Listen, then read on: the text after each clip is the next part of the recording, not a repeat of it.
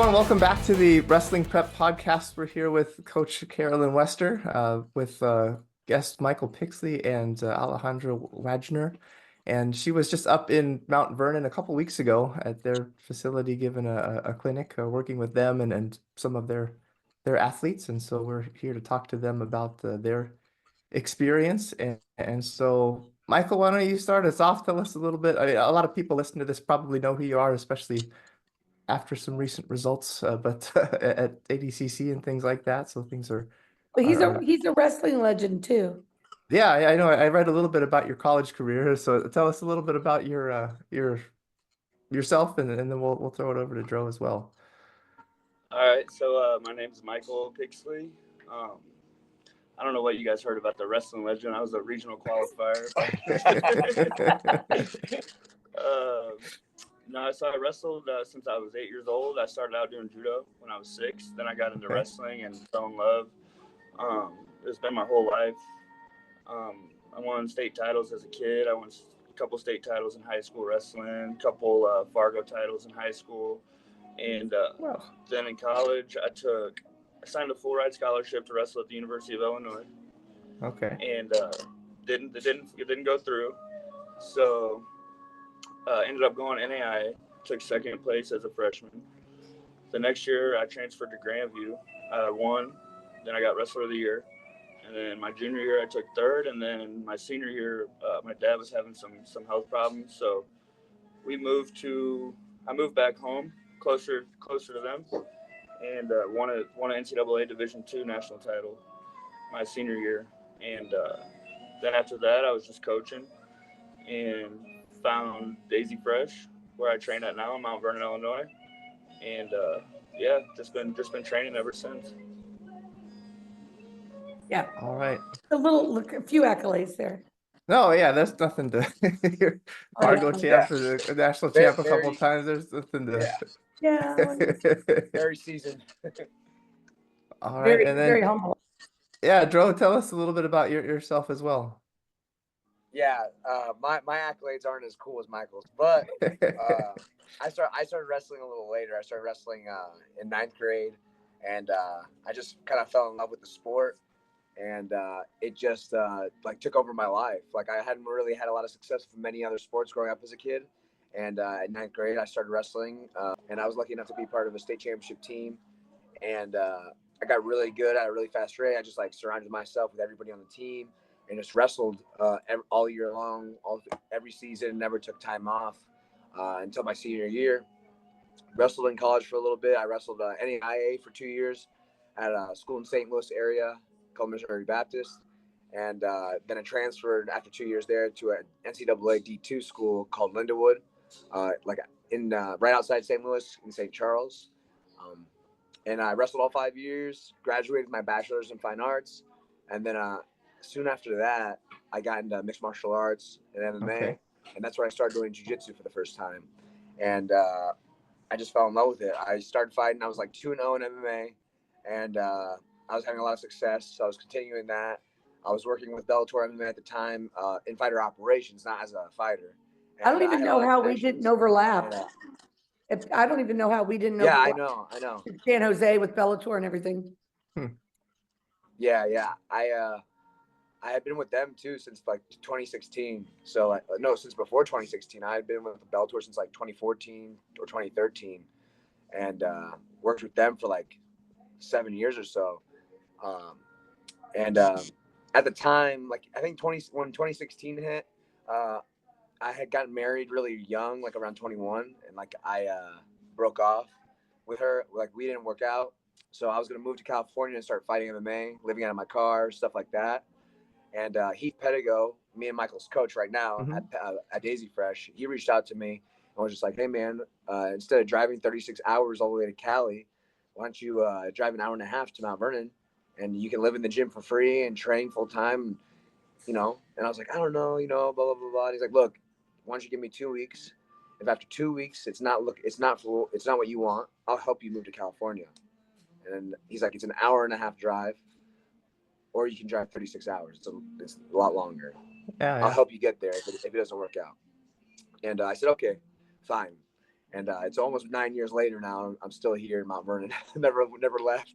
So it worked out. All And, right. it's blown up now. It's blown up, and we both have had some success in jiu-jitsu, and it's continuing to just level up every single time. So it's been an awesome ride, and it feels like it's been a little long, but honestly, it feels like we're just getting started.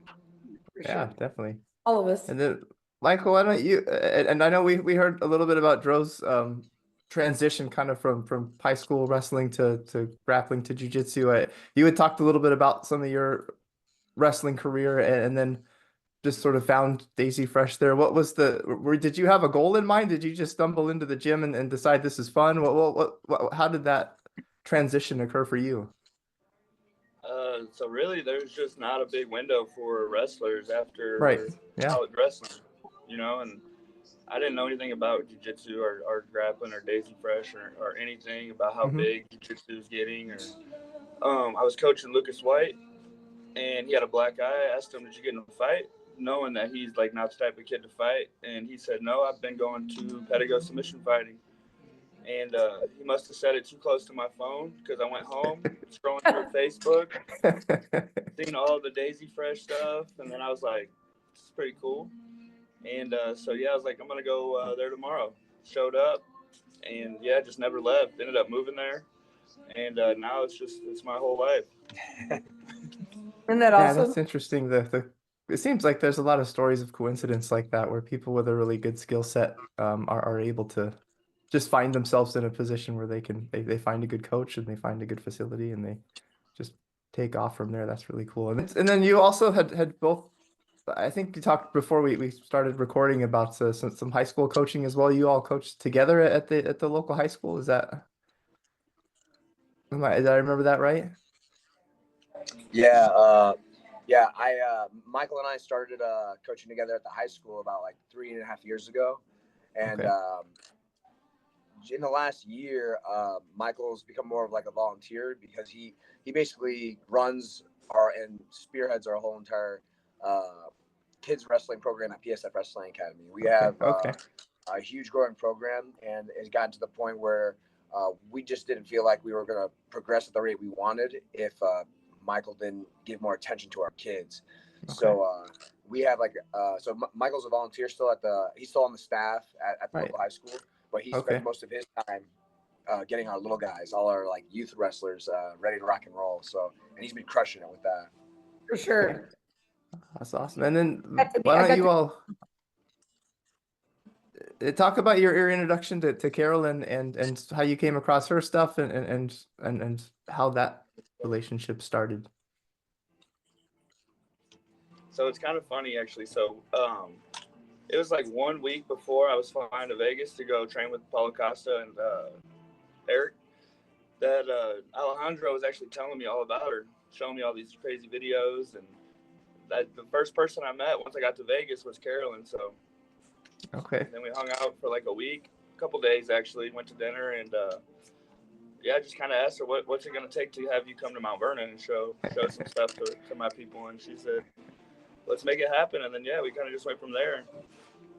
Yeah, it's funny. Cool. I literally the week before he left to Vegas, I was literally like, I don't know why, but I had just seen a bunch of her stuff, and I was telling two of our better youth wrestlers' parents, I was just saying, hey, I want to send the kids. I think me and Michael should go up with the kids and run up to Virginia and go to one of these camps. This woman's she's got this different approach to wrestling and body leveraging and I'd never heard of or seen anything like it. And I just seeing all the kids and all the adults. I mean, all the way from little kids all the way up to professional fighters, working with her and having success and seeing the growth. I just wanted to see what it was about and feel what it was about myself as an athlete, because it's like nothing I've never seen before. And it's just such a coincidence. Michael happens to see her in person literally a week later after I bring it up to him. So it was like fate. It was fate, I suppose. Okay, so the in-person meeting wasn't planned. That just happened to be. Yeah. I was out at 10th Planet working with some jiu-jitsu athletes who's had been contracted to work with, and Eric saw on Instagram that I was in Vegas, so he reached out and said, "Come to the PI and come work with us." So I went over, and then Michael was there, And I was talking and Michael turned around and goes, "Oh, you're Carolyn Wester." He goes, "I know who you are." Because I said, he got introduced to me and then he turned around. He was getting his gear on, right? So anybody who's ever done any of this kind of stuff at the PI or when you're doing a fight camp, it's a lot of hurry up and wait. And then whenever the athlete is ready, then it's like crank really quick to get ready to go. And there were other people there. I think we were working out too with Apollo's brother, right, Carlos, and those guys. And he turned around and he goes, "Oh, we were just talking about you." And he goes, my teammate and I were just talking about you. It was funny, to say the least. Yeah, yeah. Oh, yeah. And then it was just what, another month or two later that you made the trip out to and so I guess there's two interesting aspects there about the clinic and you experiencing Carolyn and some of the body leveraging and stuff in person, which is awesome because both of you are athletes and you're also coaching a bunch of youth athletes as well. So you could see, feel these things yourselves, as you said, Dro, and then see changes in your own movement as well as your athletes. So to talk a little bit about the time in the clinic itself and kind of what happened there and things you noticed as an athlete and things you noticed as a coach as you were as she was there coaching. Yeah, as an athlete, it's kind of like mind-boggling how she gets you to get into these positions and get your body to move and contort and use muscles in a certain way. And she had me in the beginning. You know, in the beginning, you have a little bit of doubt in yourself. You're like, I don't know if I'm going to be able to do this. You know, Yeah, right. and then slowly but surely. After getting me to fire off certain muscles in a certain way a couple times, she had me doing full over-unders and bending backwards from standing straight up and from in the down position, bending all and contorting all the way back upside down, doing things that I've never been able to do my whole entire life. I'm 31 years old and I haven't been able to do anything like that before. I was like under the impression maybe I screwed myself by not getting flexible enough when I was a youth. And this is like, you know, I won't be able to do that. And she just proved it to me that it's not. It's it's all body mechanics, body leveraging, and mathematics. And she got me to do it, you know, in less than 24 hours.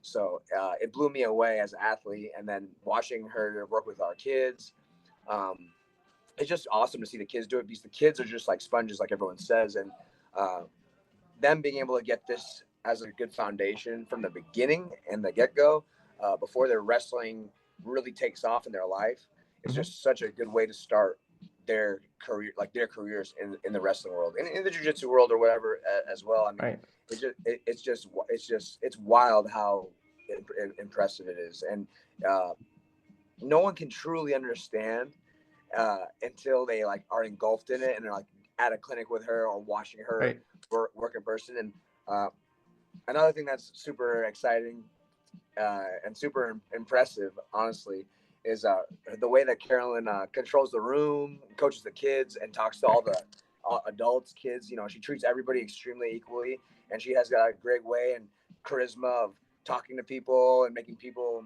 you know, make sure they're paying attention and make sure that they're getting the work done. You know, the goal for her is to make sure every single person, regardless of their background, can get an understanding of what she's doing, and she does a very, very good job of doing that. We had a huge group, and every single kid, person, adult, parent watching from the sideline was blown away, and I can't wait to work with her again, honestly. Yeah, that's definitely one of the things I noticed as well is she'll spend as much time as she does with the best athlete in the room as she does with the newest and sort of greenest athlete in the room, and a lot of coaches sort of gravitate towards the kids that are good because it makes them look better to spend a lot of time with the kid that's going to win anyway, but to spend as much time with those that have more room to grow is really cool. Michael, how about you? Observations as both an athlete and a coach, kind of going through the clinic. I know you met Carolyn a couple of months prior, and then Well, I think you got to had a see chance. some stuff too when we were, Yeah, because I was at the PI. right. I thought it was incredible. I didn't think that I could do a back bend or over under or any of that stuff, and then I was doing it, And if I wasn't doing it right, you know, she made sure that she fixed it and made sure that before we moved on that I was doing everything correct. So, and like Alejandro said, the way she controlled the room was awesome to see as well. You know, as a coach, I took a lot from that. Yeah, and Carolyn, how about your experience there at the clinic? Maybe working beforehand as well. What did you notice there? What were your goals in the session, and how did it go from your end? Yeah, when I first met Michael at the PI, I noticed immediately that he was there for the benefit of others. A lot of times, I don't know how many times or how many people's fight camps he's been in, but oftentimes when you're the person who's brought in either for a little bit of expertise or to be a workout partner or in training camp, you don't really know what's going to happen. It's not your agenda. And your fighter, they could say, we're going to go today from 4 to 6, and we're going to do jiu-jitsu, and then we're going to do 20 minutes of wrestling, then we're going to ice bath. And they come in and they go, no, we're not doing anything, you know, or whatever. It's just, there's no rhyme or there's reason, but there's not always controlled schedule. And Michael was very okay with it. Like he did not, he was not unnerved. He was very comfortable. It's completely knowledgeable, a lot of give and take, because there are times when you're in those fight camps where there's many people who are experts who all want to do their very best for the person that's going to be fighting. And sometimes it's conflictual with the other experts in the room, not like ego wise, but just what they each see. And some have been there longer and some have been there less. And, you know, it's a balance. And I was impressed. I was shocked when I actually found out how old Michael was. I thought he was in his mid-30s, not because he looked it that way, but because he carried himself that way. Okay. And then, of course, you know, if you've ever been anywhere with Eric, it's like this sideshow with this brilliant genius in the middle. And he comes out with these things he says. So I always stick right to him because he'll ask me weird, esoteric kind of questions about whatever. And then he'll just go like this piece of knowledge, or he'll ask me something and I just say it. And he's like, oh, you know, that will change jiu-jitsu forever if that's picked up. Or, you know, it's just that kind of experience. And Michael, we went to dinner and I think he and I were the only ones who did not speak Portuguese in the group. And you know, they're characters, right? If you've ever been around Brazilians, which I've, you know, of course, been around Brazilians a lot, you know, that was a great experience. So when he said, we want to get you there, I wanted to make sure I got that part, a date right. I mean, I think I had a date to him within two or 3 days, because I really wanted to go, because I like the vibe that I felt like Pedigo was probably going to be, that community, because it's probably a little bit to me like what AKA felt like when I first went there before Daniel, you know, Daniel was still in Strike Force, Josh Thompson was still in Strike Force. You know, everybody was up and coming in that 2012, 2013 timeframe. And I wanted to be back. I wanted to feel that vibe where they were. I wanted to see what it was like. So I was very excited. And as soon as the information got out, I think we had people there from Texas, and Nebraska, and how many states? Like I think nine states.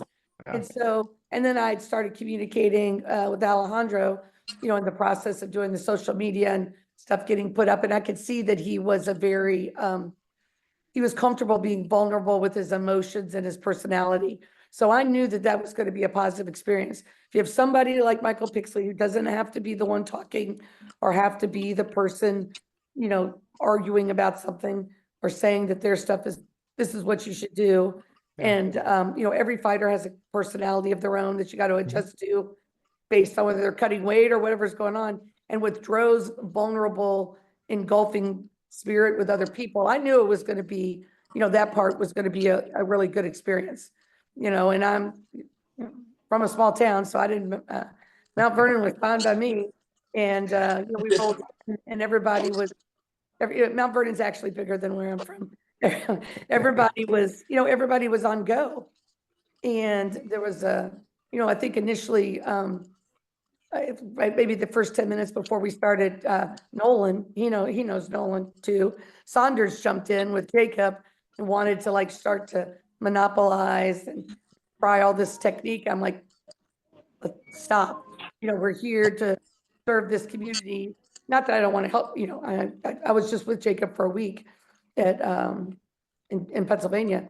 It wasn't that. I wanted to make sure that they had a clean slate there and that everybody was going to participate. And there were people mulling around and people, I think came to say hi, but maybe not participate. And I'm like, oh, let's all do it. Put on your shoes. We're all going to do this. And they were completely receptive. And as a community, they had a media person there, which is always super helpful. And she was knowledgeable. I had a media person there. She's very knowledgeable. There was no like tension there. Mhm. And the youth athletes were extremely enthusiastic to learn. And, there's always a little bit of hesitation because with youth, because they're, they want to look good in front of their friends. But the impressive part was the adult, because there's been many a time at AKA when somebody would come there and this is Javier Mendez saying this, and he would say to them, oh, you want Carolyn is the best person for you to work with. And he said, and you'll need her in your corner. And they would say, well, I don't think I really want a woman in my corner. And then Javi would say, but he goes, they'll go, I'll still work with her. And Javi's like, no, you won't. You won't work with her. We're not going to do that. And I can't tell you the number of athletes I saw coming to AKA with good wrestling backgrounds, but we're not open to a different gender standpoint or the concept of body leveraging, one of the two. I don't know for sure, but how they just kind of washed out. They never got very far. Maybe they got on the bottom part of a Bellator card, Dro, because it was in the area, that bottom part, but they washed out. And what impressed me with the people at Daisy Fresh was that they were all willing to be vulnerable. I mean, there's great pictures of all of them dispatch these two together, and I'm trying to get their body in my autistic perfectionist exact right spot so they'll learn it, remember it. And then next to them is a 62-pound-year-old boy with curly hair with the same concentration level that they're giving it. They did not, do a little bit and leave the room. It was clear that their athletes loved them, that they were serious, that while having a very relaxed vibe about this Daisy Fresh, that they were super organized and had intent and purpose, and they knew what they were going to do and how each of them contributed. And there was no conflict, nothing that I would sense, that I sense other places at all. It was a great experience for me.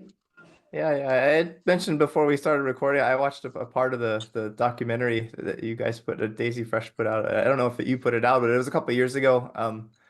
When you won the NOGI Pans, I think it was 2021. And that was one of the things I took away from that was, as Carolyn was saying, just the vibe and the community that you all had there as athletes. Everyone was in it for each other, and you're just there to get better and work hard. And that sounds awesome that now that to bring kids into that and to see that and to the role models that they have in you all as athletes as to this is how we train and this is how we help one another and this is how we learn new things and we do things that are hard and that was it was really cool to be exposed to that myself just as someone watching on YouTube. Maybe talk a little, and I was thinking that there's kind of two threads I wanted to pull a little bit. One of them is you both as athletes, and then I also wanted to talk a little bit about your wrestlers as well, the younger kids. So maybe we'll start with you all as athletes, because I think both of you mentioned a little bit about some of the positions you were able to put yourselves in and some of the movement you were able to do based on the coaching. I'm curious, how do you see going forward, or maybe how has it already changed any of your training? How do you think that does it change any of your tactics going in and competing or anything like that? Are there any what does that now open up for you, or does it open up things for you that you weren't doing before? And talk a little bit about how you as an athlete plan to take some of the things that Carolyn showed away. Yeah, for me personally, I mean, just having she gave us a lot of different, like, she would make us get in these like positions where we would have our legs at 90 degrees and like Mhm. stay in like almost like a stance, and you wouldn't be able to put your knee in that, and like a couple of different movements such as that. Like, I mean, just building, because like a lot of people think like even when you first do her or a clinic or you go to one of her sessions, you have you're gonna have some success, but then you struggle and it hurts or you're sore from trying to squeeze and do those things, because you have to develop those muscles to have much more success. Everyone wants to be able to do the all the flips and all the awesome gymnastics that all these other incredible kids that she's worked with can do, but that's because they've built themselves up to that level. So like just being able to build my body and build muscles in my hips and in my back and in my shoulders, that I haven't had the opportunity to do, that I didn't know I could do in the past, is something that I know for a fact is going to advance my my athletic performance. On top of that, she's giving me new tools to use in my matches, different ways to twist underneath, different ways to escape, different ways to be offensive. And it's just been a blast and a breath of fresh air to be able to have a whole nother book of things I can do. I've been doing this for over a decade and a half now, and to get a whole different playbook is it's a nice one to have in my back pocket. And I enjoyed, and I've been continuing working on some of the stuff that she showed, and I'm getting stronger. All right.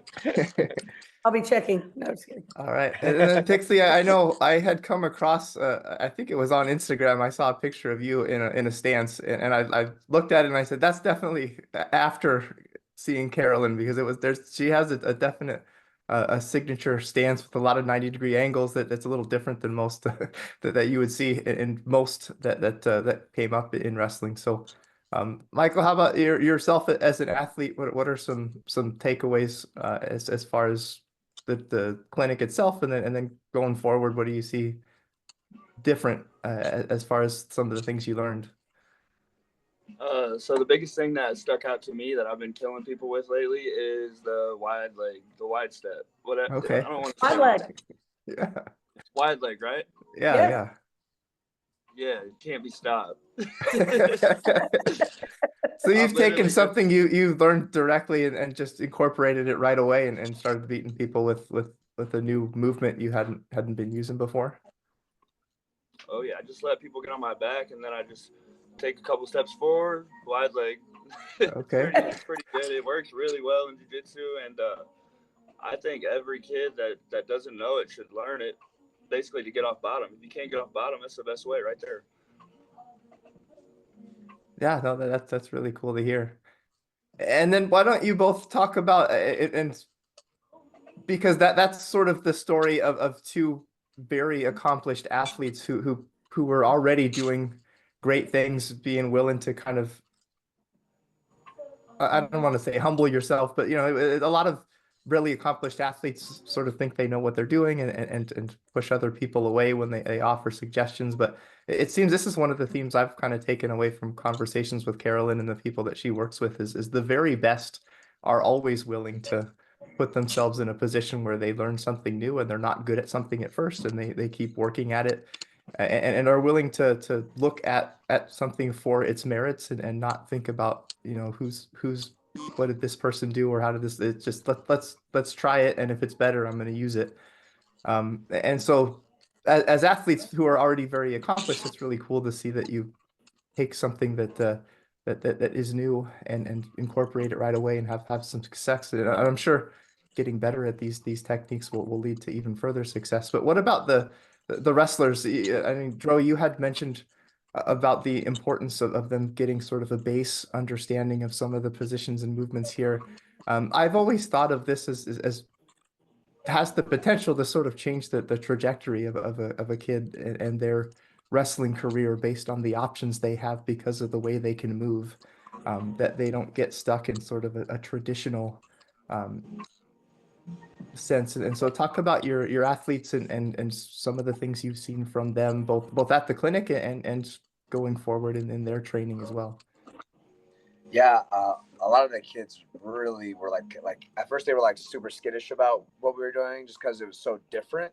But Carolyn did a really great job of just like letting everybody know, like, be open. This will be very different. It might be a shock to some of you. So yeah, it made all the kids very comfortable, even when they were, felt very vulnerable and were doing things wrong and felt like they couldn't understand what was going on. But they slowly figured it out throughout the whole entire weekend.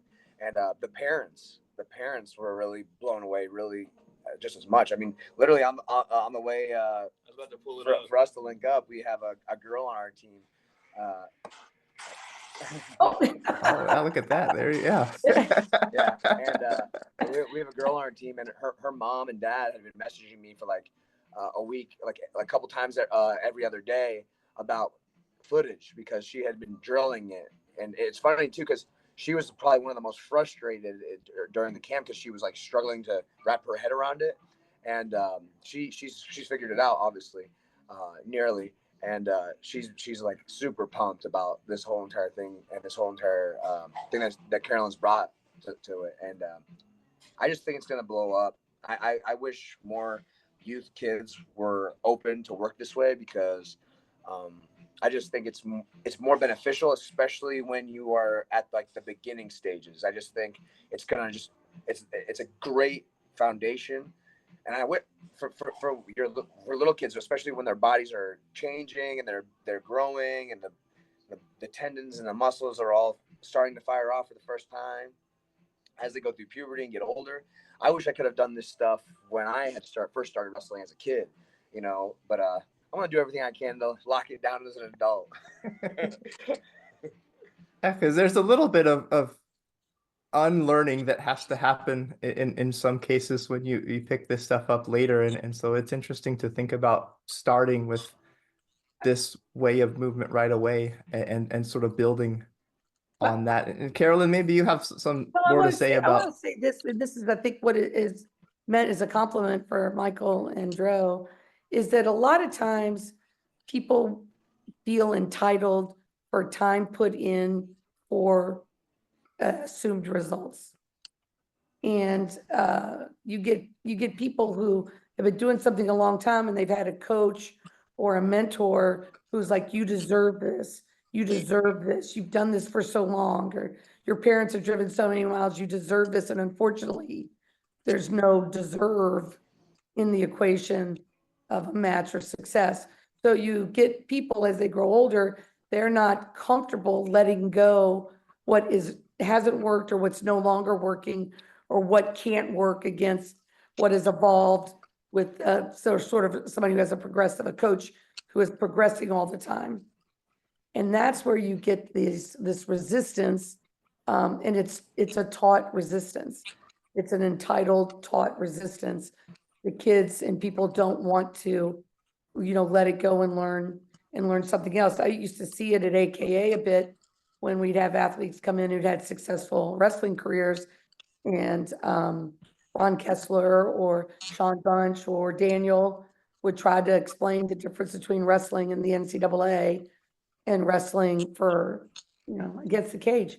And just the process of decompressing what they've heard and accepting new wasn't a tool set they'd ever used.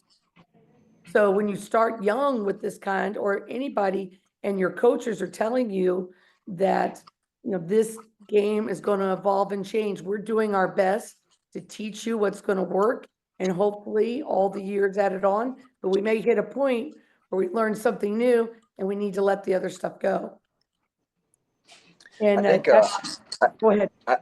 I think a lot of people, especially people with success, I think they are very coachable because they're eager and they have a lot of success. But I think some people that are, have good accolades or are a pretty good wrestler or a great wrestler, I think they become less coachable at times sometimes because they think they know it all, right? I think that happens sometimes with most traditional, like 90s and early 2000s wrestling coaches. It's like hard nose, my way, blah, blah, blah, blah, blah. I just think you have to sometimes, even as a successful wrestler, a successful athlete, you have to just take your ego and put it to the side and not to forget. You have to be coachable. You know what it's like to coach kids that that don't are like, oh, I know. Like you're trying to show them, they're like, I know. It's like you don't know. You're here listening to this person because you don't know. So be coachable. You know what I mean? Even as a professional athlete or a successful athlete, be coachable, and you'll be able to soak it all up. A lot of people win and they think they know it all and they don't want to hear it from nobody. Hey, when I was a little kid, my first coach ever told me he said champions adjust, be able to adjust in all aspects of life, and that's just something that stuck with me growing up, and it's just kind of a motto that I stand by. Yeah, that's really cool as professional athletes too. I wonder, as a coach myself, I coach at the high school level, and it's probably really cool as an athlete to coach at the same time, and I imagine that helps you as a competitor. Just the fact that you probably learn a ton. I feel like I'd be a way better wrestler now after having coached for for 20 years than I was as a competitor because of all of the little things that I've picked up and learned and had to teach. You know, the best way to learn something, they say, is to teach it. So I imagine that your experience coaching probably helps you as an athlete, and vice versa. Your experience as an athlete helps you as a coach as well. There was one question. I don't know if it's off topic, but it's something I was thinking about and getting a chance to talk to the two of you and Carolyn as well. Just because I know both of you have transitioned from wrestling to jiu-jitsu, and it seems like a lot of successful jiu-jitsu players kind of have a bit of a wrestling background. And I was wondering, and I haven't seen yet a lot of the other way where someone kind of starts off in jiu-jitsu and then becomes really successful in wrestling. And part of that might be that jiu-jitsu is sort of a newer phenomenon as far as a lot of younger kids are now doing jiu-jitsu, whereas 10 or 15, 20 years ago, that wasn't the case. Do you think that the transition between one and the other is easier in one direction or the other? Does one sport lead better to the other, or do you feel like that transition can happen either way and be successful both ways? Have you ever thought about that, or is that something that, because I know you guys both went successful wrestler off to jiu-jitsu, and that transition seems to work really well for a lot of people.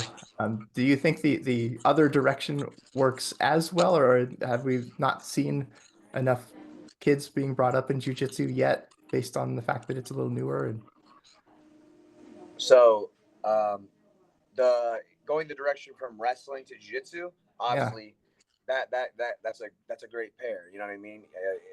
Wrestling is a lot more of intense, like the training that goes into wrestling, like it's brutal. You know, you're a wrestler, you know what it's like. You know, Mhm. and those wrestlers transition to jiu-jitsu just fine. You know, it's very familiar. You're on the mat. You know, you got to learn a couple different rule sets, et cetera, et cetera. The transition is great, and we've seen it. You know, guys like us and tons of other successful jiu-jitsu guys that came from wrestling backgrounds have done it. Now, the new thing that's happening, which wasn't really a possibility previously, like in the grappling world, is that you're getting these jiu-jitsu people going into wrestling. At the adult level, it's not really possible, just because of the huge skill gap. But at the youth level, at around this time right now, this generation of youth kids grapplers, they're transitioning from jiu-jitsu as their main sport and transitioning into wrestling, and They're legit. they're legit. They're incredible. They're Yeah, actually yeah. some of our they're actually some of our best, most coachable, incredible wrestlers now. You know what I mean? Like in the past, I remember hearing most wrestling coaches saying, "Oh, I don't want no kid that does jujitsu. They go right to Right. their back. They Yeah, have yeah. all these bad habits. Blah blah blah blah blah." And you know, me and Pixley weren't really sure what we were going to get when we started getting all these jiu-jitsu kids. For instance, we had a family of with 4 kids, 4 boys. You know, the oldest being 13, all the way down to 6 years old, and they were all jiu-jitsu kids. They've been doing jiu-jitsu for like 2 years already, and they were successful.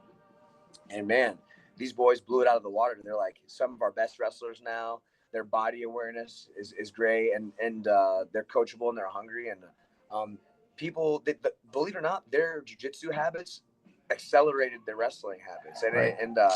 the transition is great. In the next 5 to 10 years, there will be high-level elite, and you're already slowly starting to see these guys and girls. Rafael elite Hippolito. athlete. Rafael Hippolito, Virginia State champ, finalist. I think he's a Fargo finalist. Grew up, moved here at Virginia Tech now. And he's Yeah. a second year wrestling at Virginia Tech. And I'm not responsible for his wrestling in any way, but he's been in my room before, for like a weekend camp or something. And he is so coachable, so polite. When I met you all, he reached out to me, asked me what you all were like. I mean, Rafael is, and his little brother's, I think, actually tougher than him coming up. Yeah. I was in Florida last week or like a week and a half ago, and there were so many kids coming up to me that didn't know me through wrestling, only through jiu-jitsu. Yeah.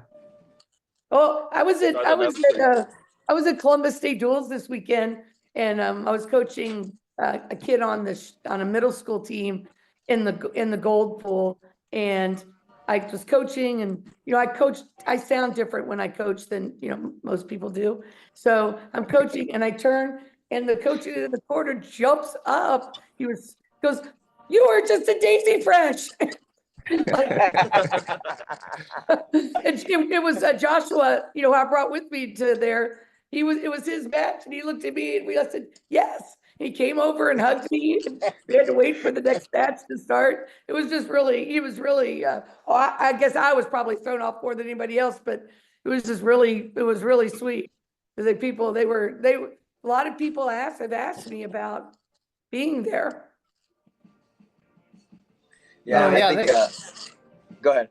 I was just thinking as you were talking there too, it seems like someone with a wrestling background really knows how to sort of run through a wall and punish themselves and train, because you sort of have to do that in order to be successful in that environment. And then in a jiu-jitsu environment, a lot of times the attention to detail as far as position and things like that is sometimes missing in some wrestling rooms. And so it seems like the combination of the two, attention to detail as far as position and technique, and also the ability to punish yourself to get into the condition to perform at that high level even when you're tired, is the combination of those two seems really cool. The undiscovered, recognized truth is when a child starts to do jiu-jitsu, and even if they're scooting or doing things that we wouldn't say, "Oh, I've ever seen that in a wrestling match," they are already activating muscle that's never going to be activated probably in a traditional youth wrestling program. So already they're working with two sets of sequential muscle order, that even if the one muscle order for either either wrestling or jiu-jitsu is not gonna be used, the technique's not gonna be used, but that muscle usage is gonna make a difference for them. And I think that I see a lot of people who are now raising their kids to be MMA fighters. And so they are starting them out with striking, they are starting them out with jiu-jitsu, and they are wrestling. And somebody that you all probably know that I knew when he was young, because I worked with their second oldest brother is Josh Cisneros. So from the very beginning, his mom is this incredible woman, and she was teaching them and having them do jiu-jitsu. And the dad would be driving them all around the state to get really good rooms and good practices. And that's how I met them. He would drive up from Selma to San Jose for Alex to participate in our Sunday Live Wrestling, and then would come up occasionally and train, and Alex and I connected. But Josh, the Cisneros boys, that's true. They came up that way, and that was their parents' goal.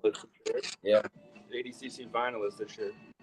Yes, yeah. I mean, I should have said that part, but that's how they were raised and trained, and I think there's a lot to it. I remember Eric reached out to me when Daniel was either going to have his second to last or last fight, and he said, maybe you can share with him that he should get an air compression chamber, because he's grinding and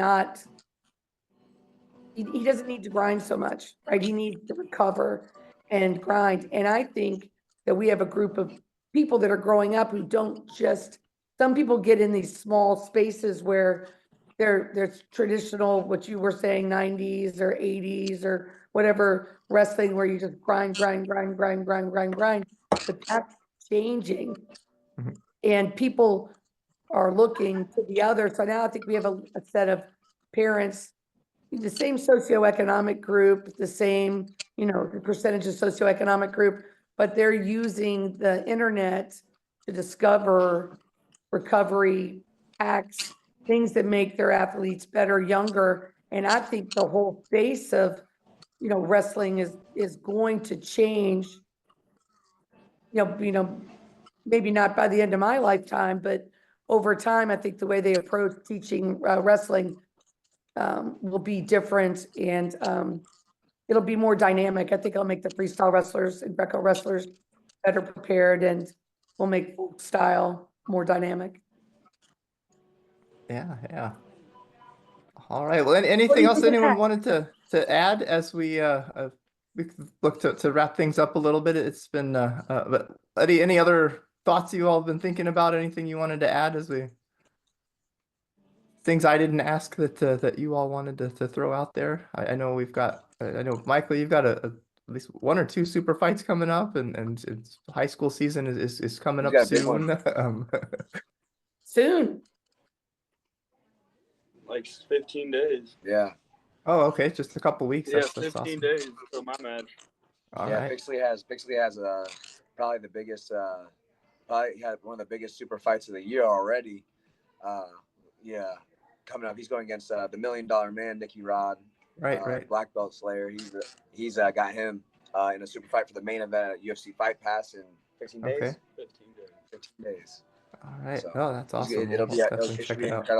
incredible main event. It's his first time as the main event being on UFC Fight Pass. So Yeah, it's yeah. the first time for anyone from our team to ever do it. So we're really proud of him. We can't wait to see him shock the world.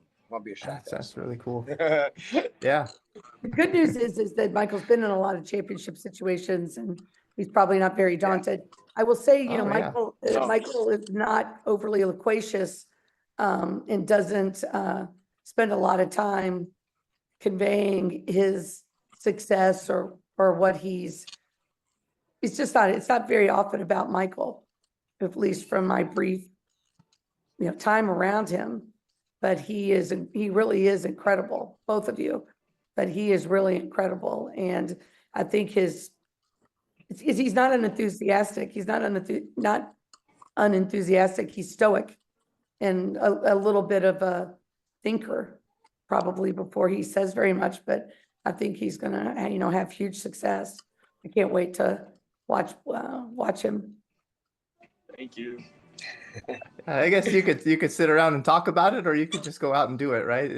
It's just going out and do it, and having the experience is a lot better than sitting around and talking about how good you are, I guess. He's good at doing it. He's really good. Yeah, no, He's doing it. yeah, definitely. All right. Well, thanks again for hanging out. I know we both were on the job site earlier this morning, so it's thanks for hanging out and talking with us about your experience at the clinic. Definitely check out Wrestling Prep on Instagram. Check out the website for where Carolyn will be next. Check out Daisy Fresh's stuff on Instagram as well, and the upcoming fight here in a couple of weeks. And Looking forward the to Pentagon seeing that. Commission Fighting Wrestling Club. PSF. Oh yeah, definitely. Yeah, like I said, that seems really cool that you've been able to bring a bunch of kids into that environment, and the athletes there and the coaches there. I'm sure that's a really cool community you had that I saw a couple of years ago, and like I said, adding kids to that is awesome. If I had kids that were wrestling, that's the type of environment I'd want them to be in for sure. All right. Well, thanks again, and Thanks, we'll be Yeah, back here it's been soon. great.